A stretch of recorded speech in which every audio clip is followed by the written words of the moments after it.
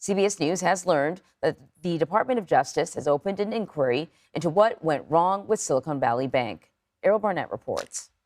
With SVB now operating as a bridge bank with new leadership and all deposits fully backed by the federal government, its former top brass face increasing scrutiny.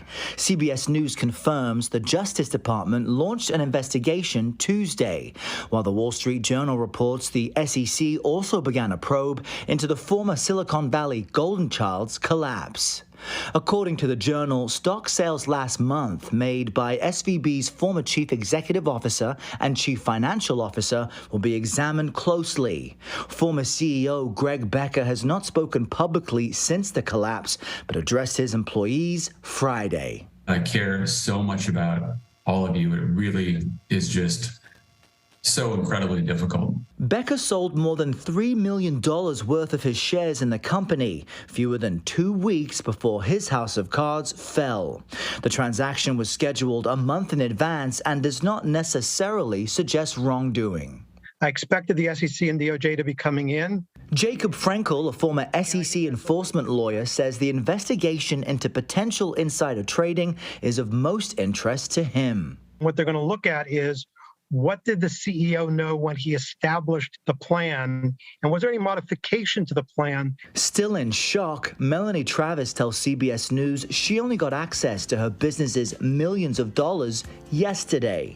She says her luxury swimwear business will likely lose money as a result of the chaos. Even though it's there, it's moving very slowly. And so we have a list of all of our suppliers, and we're just calling every single one to say, we're not going to be able to pay our bill. The CBS Mornings, I'm Errol Barnett.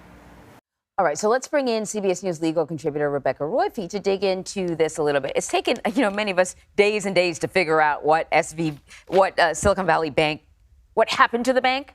And initially, it just seemed like, it was sort of unfortunate series of factors, interest rates going up. Most of their clients are businesses. They wanted their money immediately. There was a run on the bank. And so, they got into trouble. But now we're looking at potential mismanagement. Could this mismanagement be a violation of federal securities laws? And what sort of penalties could the bank or executives face?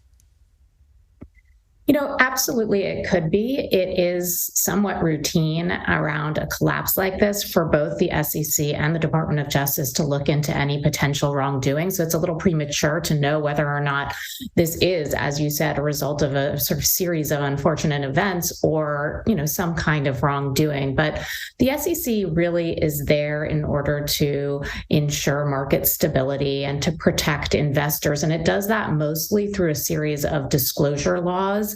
And so, one of the things that it's going to be looking at closely is what was said to investors, what was said to analysts, and what was said to the SEC itself prior to this collapse. And if there were any misrepresentations, intentional lies, distortions, that could be, a subject of further inquiry and potential sanctions.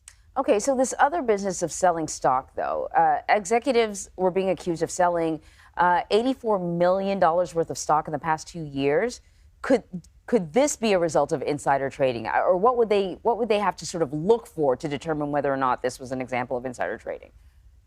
Right. So, just the fact that they sold stock itself is unremarkable. The question is whether they did so in some way knowing what was happening and in violation of the rules. And so there are intricate web of rules and plans that are made pursuant to those rules about when executives can trade, because of course we know that they have a lot of information that general investors do not have. And so those rules are designed to prevent them from capitalizing on that imbalance in knowledge. And so what the questions will be that they're pursuing, that the Department of Justice is pursuing, is what were in those plans. Were those plans made pursuant to those rules? Were those plans subsequently changed? And, was there any way in which these executives illegally capitalized on their knowledge about the imminent collapse of the bank? Mm-hmm. When we heard from the president the other day, he said, the people who run these banks, they're all going to be fired.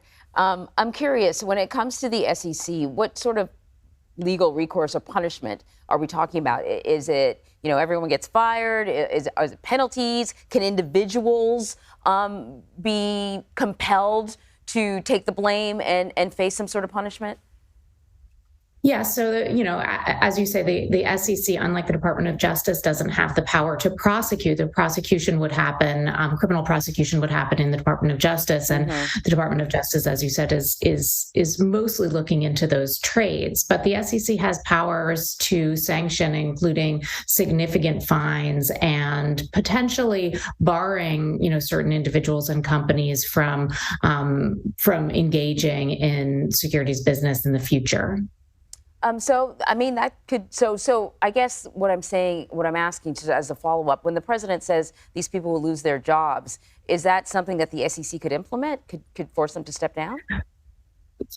They certainly could. I assume that, by the time they stepped in, they would have already lost their current jobs. The question is, what is their future,